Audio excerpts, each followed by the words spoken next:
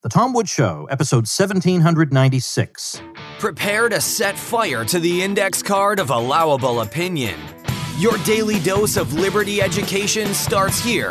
The Tom Woods Show. Hi, everybody. Tom Woods here. Delighted to be joined today by Andrew Cooperrider, who owns a coffee shop called Brewed, B-R-E-W-E-D, in Lexington, Kentucky, and has refused to close despite the governor's orders. So I wanted to talk to him about that. brewedco.com. So brewedco.com is the website. Obviously, if you live in that area, go out of your way to patronize this guy's business. I assume that goes without saying. Andrew, welcome to the show.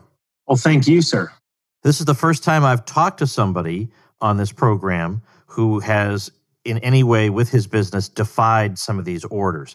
I've been reading press reports about what happened, but let's start off with who you are and what kind of business you run and how long you've been running it and just background information. Yeah, sure. So my name is Andrew Cooperrider. I own a coffee shop in Lexington called Brewed. It used to be coffee and beer, but right now it's just coffee. We'll get to that. But we started in restaurants about a year and a half ago. And we started with one we opened in a small town nearby called Dean's Diner. It had been open about 6-7 months when COVID first hit. We just started doing delivery beforehand. So when COVID first hit, that business was actually not doing too bad.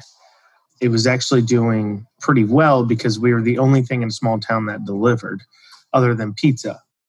We were doing well there. We were fine. And of course, the EIDL loans and PPP loans came out and we're all good. But then when they opened back up, but they limited our capacity because we were very small there, we were pretty limited. We could only serve 2 tables of people at a time. And because we could only serve 2 tables at a time, our revenue took a massive plunge because of the capacity limitations. We were looking around and saying, hey, this business's lease is up in 3-4 months. We've got these loans we have to pay back, and this business is just going to go bankrupt. We looked around and we said, there's a lot of coffee shops that, obviously I like coffee, know a lot about it, but there was a lot of coffee shops that even though you could dine in, were still not opening inside because they had a similar issue we did. They just didn't have a lot of tables, and they were what they call a third place, right? So a place other than home or work where you work out of. And so a lot of people with offices being closed and things like that were looking for places to work, to get out of the house, to get away from the kids. And so we found this coffee shop. It was a coffee shop before, but it's a 2,000 square foot sitting area. And so that, with the capacity restrictions, still meant we could offer the service of people dining in, of drinking coffee and working. And, it presented a place within the market to be able to open up the market for us. And our governor, Governor Beshear, had said, hey, I'm not going to shut down again. So, we knew they'd play with capacity and things like that, but it being a larger place, everything else. So we decided we were going to open up that coffee shop. We'd let our lease expire at our other restaurant because it was costing us, thousands a month to operate at that point because we just couldn't staff. We just couldn't get tables, And so we opened up this coffee shop and it was doing okay. Obviously it's a new business, but we were right about the dining in thing. And there was quite often times you couldn't find a table in the place. And so we were doing okay. And then the governor handed down another closing order for Kentucky. And that's where kind of all this started. Okay. So that brings us up to this article I'm seeing at, Kentucky.com. And it seems to me like a fairly dispassionate overview of just the facts of what happened. So it says, the health department sued Brewed Coffee Shop and its owner, Andrew Cooperrider, last week when the business refused to comply with executive orders aimed at slowing the spread of COVID-19. Now, we don't even need to get into whether any of the stuff that they're advocating works or whether restaurants are even a source of the spread. I mean, it's like there's not even an attempt. In California, they didn't even make an attempt to prove that. No. They just said, when push came to shove, they said, well, we just want to keep people home, so we're not even going to bother trying to prove it. You know what's funny, too, is in the same study that they use, so they use this 150-person tested positive, 150 people tested negative study. And what's so weird though is in that same study that showed, 2-to-1 ratio of people going out to restaurants, which is, correlation doesn't mean causation. And so, generally speaking, if I'm just going to go out, I'm going to go out to eat. So if you're just asking people, oh, do you go out at all? Like, but that's what they attributed it to. But in that same questionnaire, only 3% of the people who tested positive went to bars and coffee shops more than, so 8% of people who tested positive went to bars and coffee shops more than the people who tested negative, which was 5%. So it was a 3 percentage point difference. And I don't understand why we keep getting grouped in even. I mean, it's just this big sledgehammer of just close everything. I'm not saying anything should be closed. Nothing should be closed. But, it's this big sledgehammer, just close it all down. Yeah. And, it's funny. There are cases where you can graph the health results in, let's say, different counties of a state, and you can compare. Some counties will have shutdowns or let's say, occupancy restrictions, and others don't. And what typically happens is the charts all look identical. Mm-hmm. It doesn't seem to have done anything other than bankrupt people and make them unhappy. Right. Well, and they also, going a little, we can talk a little bit about some of the comments online as we started getting into it. But what's funny is when you start seeing justification for some of the things these states are leaving open. It's like, for an example, why they closed down indoor dining, you could go at a limited capacity to University of Kentucky's basketball game and go watch it. And when we were pointing that out, people would comment and say, oh, well, they have better ventilation and they're larger. And I was, oh, so you're offering me a percentage capacity I could do? And, you didn't ever offer me like, hey, if you upgrade your ventilation system at this point or what have you, then you get a pass and now you can operate. That wasn't an offer given to me. You're giving that to the University of Kentucky basketball team, but you're not giving that to us operators, It's definitely picking, whether you believe it's real and the numbers are right or not, we should at least get the same opportunity you're offering all the special interests the state has that they're offering to them. Right. Yeah, that does seem like basic fairness. All right, let's go to November 24th when somebody from the health department came to your establishment. What happened? So someone showed up from the health department to come in. They said they were there for a regular inspection. They were about a month early, but that's okay. They were there for a regular inspection. And when they walked in, so in our space, right, we have a like a garage door, like a fairly sizable garage door, like you could back a truck through it, quite easily. So and it's makes up one of our walls is basically this garage door. So we had opened that garage door slightly. It was colder in the morning. There was only 7 people inside, but we had opened it up. And, because when they handed down this order, they said, well, you could still eat on heated patios, right? So I Googled what a patio is, and it said it was a concrete pad with a roof overhead that has, at least a side open to the weather. So our floors are concrete. We have a roof. And I said, hey, I opened this garage door. It should be fine, right? But so I opened it up a little bit. I only had 7 people in there. This little group of these gentlemen called the Oath Keepers, if you know who that is. And this like actually a Bible study going on early morning. It's the strangest thing. We have this every like Wednesday or Tuesday at like 6 a.m. These 4 or 5 young women meet and do a Bible study. And that was going on in the corner. And the health department walked in and said, oh, these people can't be eating in here. And I said, well, her name was Karen. I said, well, Karen, what if I opened the garage door all the way up? Because it was only like, a foot off the ground. Open that all the way up for you, and then we're good, right? And she said, no, you're not good. Now, keep in mind, you've got these tents all over town. And I'm like, okay, well, here, what if I open up my front doors, the garage door, and the side door? Then I'm good. And she said, no, you have to have at least 50% of your walls missing in order for this to be considered a patio dining or what have you. As I'd mentioned earlier, we're a sizable coffee shop. A lot of people, like 90% of our business was from dine-in. I knew if I closed to dine-in for the next 3-4 weeks, I wasn't going to be able to keep operating. And so I said, no, I can't afford to close. I'm not going to close. And that kind of kicked off a chain of events. I wasn't a conscientious objector. I was doing the best I could to follow the mandates we were handed down. But when they said, no, this still doesn't work, even though, I think any scientist coming in there saying, hey, this is what they're doing outside. Okay, well, come in here. Is this the same? Would be like, yeah, it's the same thing. And at that point, this one size fits all kind of solution that wasn't taking into account the individual spaces that people have. And I was just, no, this isn't okay. I shouldn't, you're treating me the same as you'd treat another restaurant that has all four walls closed in, what's the point? I thought the point was airflow. And I thought I was, I don't know, doing what they asked me to do. And they're like, no, you're not. It's not good enough. You got to close. And I just said, I think my exact words were, I disagree. And so that kind of started this whole fiasco with the health department that occurred that day. And then kind of the court cases that followed. All right. Well, I read in the story that the situation became heated with even some of your customers getting upset about what was happening. Is that true?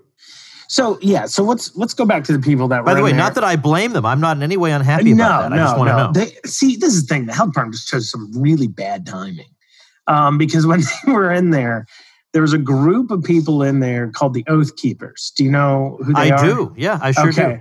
There was like 4 or 5 of them in there getting breakfast and getting their morning coffee. And the Oath Keepers are the type that when they see government kind of tyranny coming in and saying, no, you have to close, this isn't good enough, they're going to be the first ones to kind of hop up and be like, no, that's not okay, and be pretty defensive of the business, right? And so it just so happened I had a group of 5, 6 of them in there, and they hopped up and they started recording her right away. Oh, boy. Yeah, boy, she did pick a bad time. Yeah, she picked a terrible time. What's funny is, like, Jesus, she just came in at like 9:15 the prior day. There wouldn't have been anybody in there at 9:15 because keep in mind, I thought I was following the rules, right? So I wasn't advertising like, we're open, screw you, Amy Bashir, everyone come on down and get your coffee. So we weren't making a big deal about it. And we were just figuring, we'd post online that all of our areas are open and our normal customers who come in and sit, they'd pick up on it, right? And so, yeah, if she came the prior day at the same exact time, we wouldn't have even had that conversation. But she picked that time with those people in there. And so I said, I want to sign. And she stepped outside and she says, well, I'm going to call my manager, find out what to do. Because, of course, they don't know how to handle a place that's just like, no, screw you. And so she came back in and they were recording again. And I can tell it was making her a little uncomfortable. And she wanted to, communicate with me. So she had asked if she could step into the kitchen. And I was like, yeah, sure, that's fine. So we stepped into the kitchen real quick.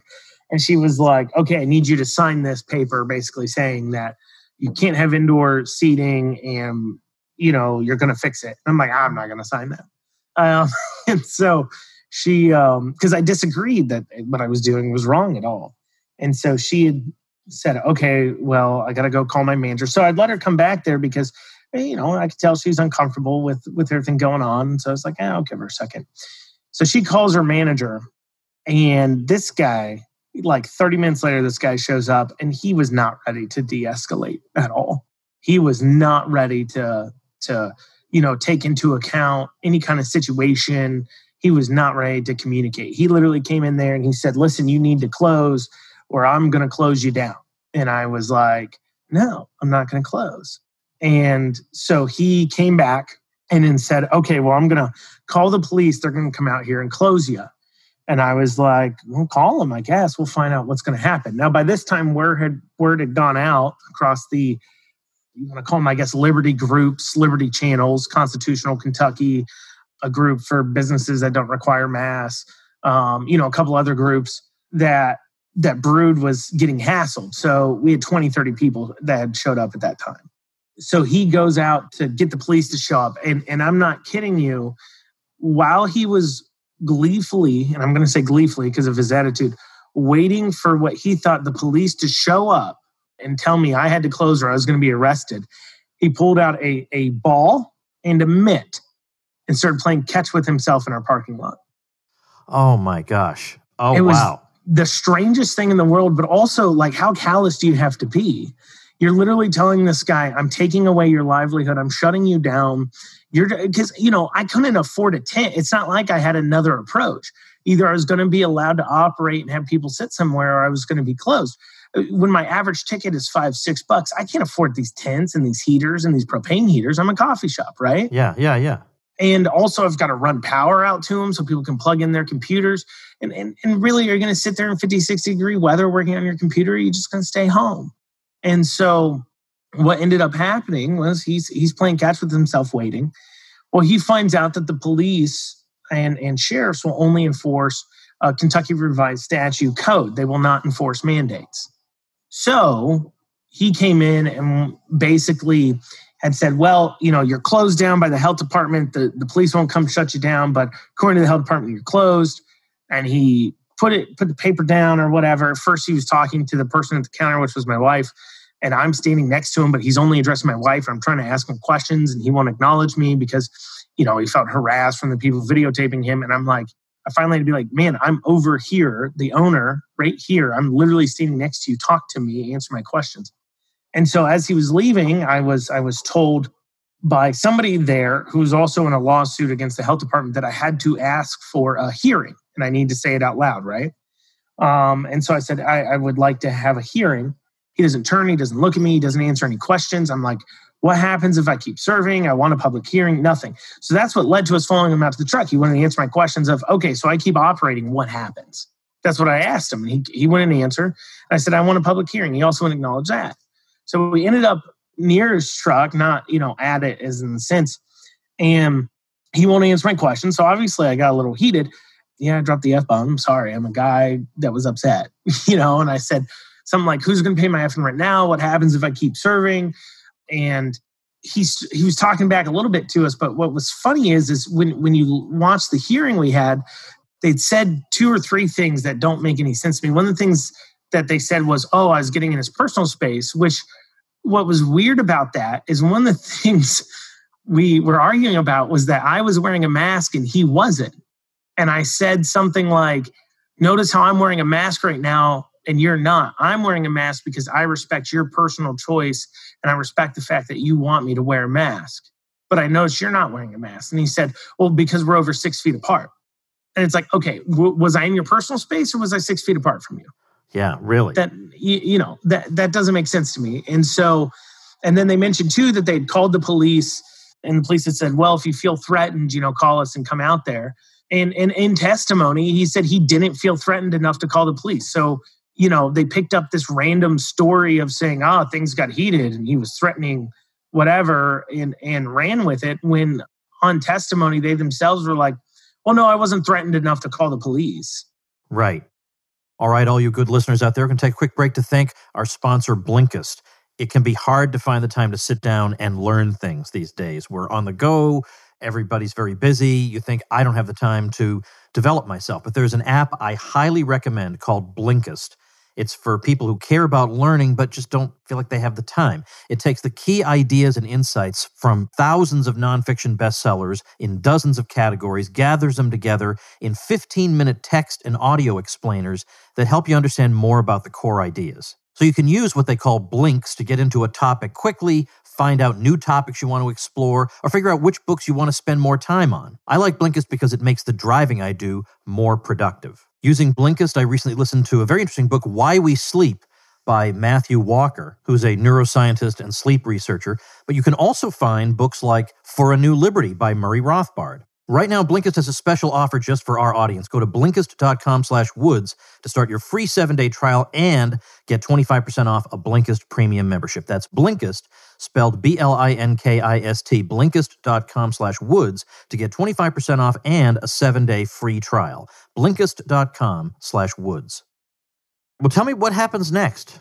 Well, so what happened there? So they pulled my license. The police wouldn't shut me down. So what they ended up having to do is they filed suit against us in court to get us to stop serving.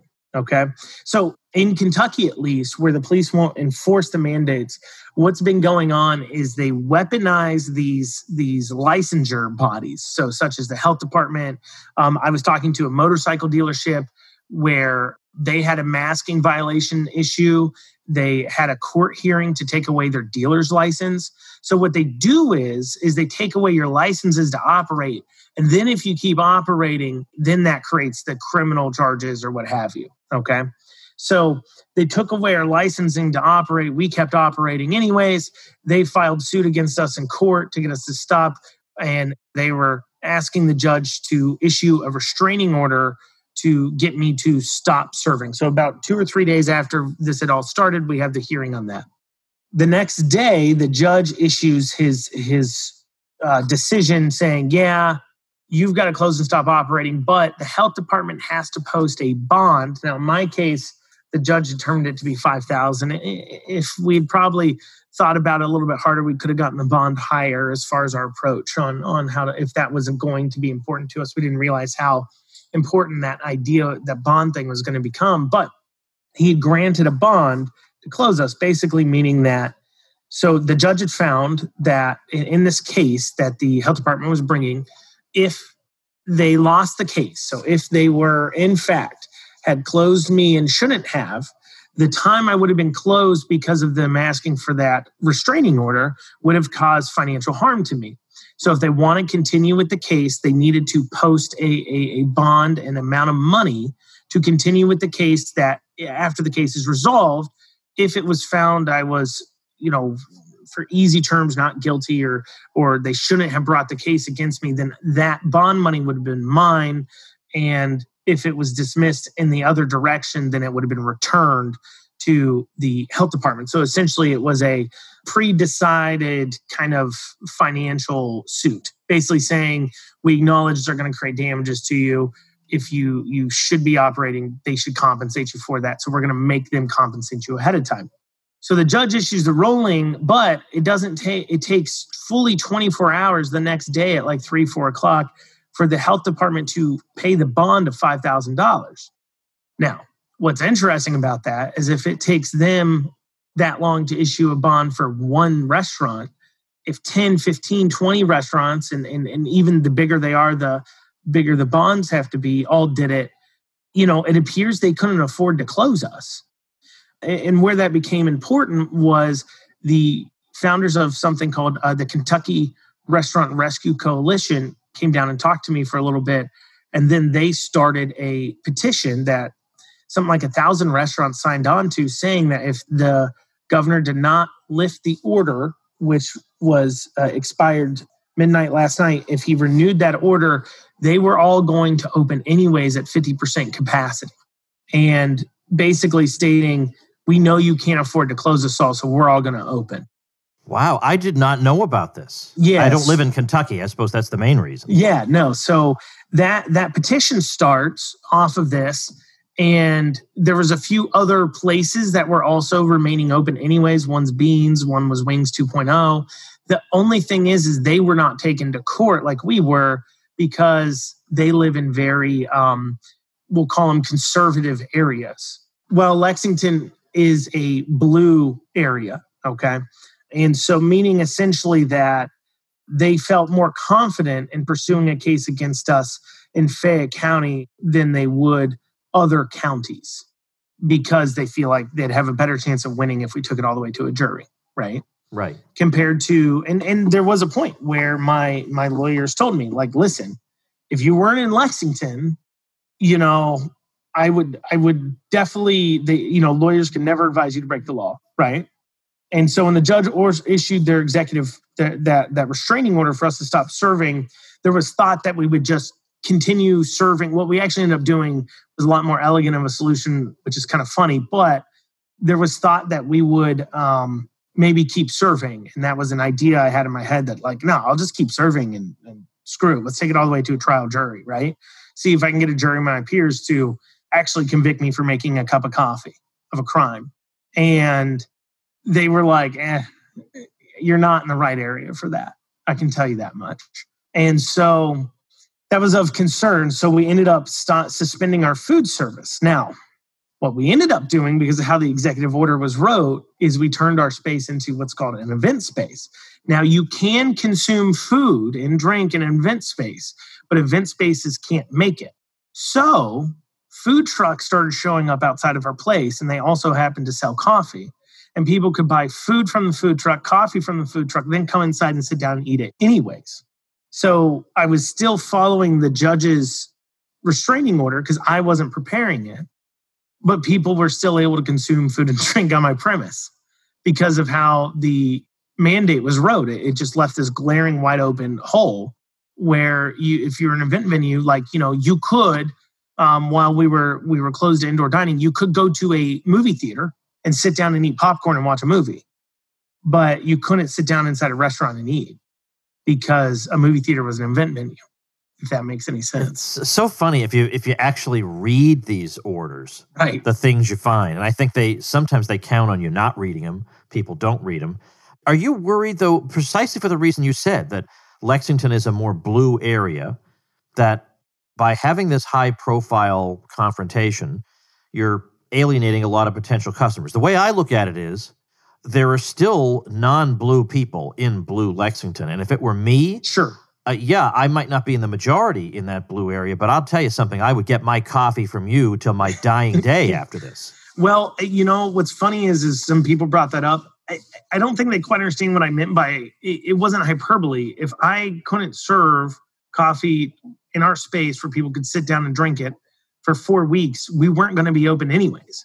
These people saying, well, I'm never coming to your coffee shop, it's like, well, you weren't going to get to come to it anyways. Right. Yeah, if I had complied, there would be no coffee shop. Oh my gosh, I wasn't going to have your business at my non-existent coffee shop.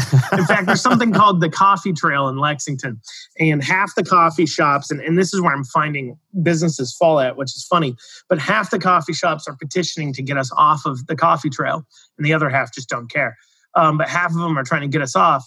And so the Coffee Trail people are kind of talking to us about it. And I was like, I don't care about your coffee trail. I wasn't going to get to be on it anyway. It wasn't going to be open. That is the best answer. That's a better answer than I thought of. Yeah. I'm like, I don't really care. Like, oh no, I lost your business at a business that wasn't going to be here. But so, and so we got the food trucks outside serving food, people coming in and eating it. And so the health department calls out my lawyer and is like, hey, your guy has a food truck outside. And my lawyer responds with, oh, that sounds like something he would do. And so, the health department said, well, he can't do that. He can't do that. He's a restaurant. And my lawyer goes, no, he's not. He doesn't have a food license. How's he a restaurant? And so the health department realized that they would have to give me back my food license if they wanted people to stop eating inside the restaurant, right? And so 3 days ago, they gave us back our food license as long as we followed the mandate, which was set to expire in a couple of days anyways. So we were able to basically embarrass them into giving us back our food license. And then because of the petition, even though our numbers are actually higher than they were when they shut down restaurants originally, right?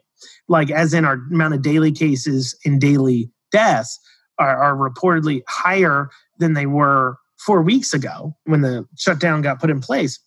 The governor still opened back up dining to 50% because of the petition and because of us and other places saying, no, we've had enough and we're just going to open anyways. Now, the negative person in me says he only did that to throw us off because we are organized to all open up anyways, and then he's going to close us again in a week when we're all thrown off, not as organized, right?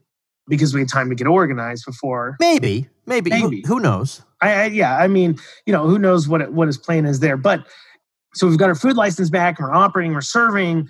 However, the state, the governor has decided that the food truck thing, somehow he wants to ask the judge to hold us in contempt.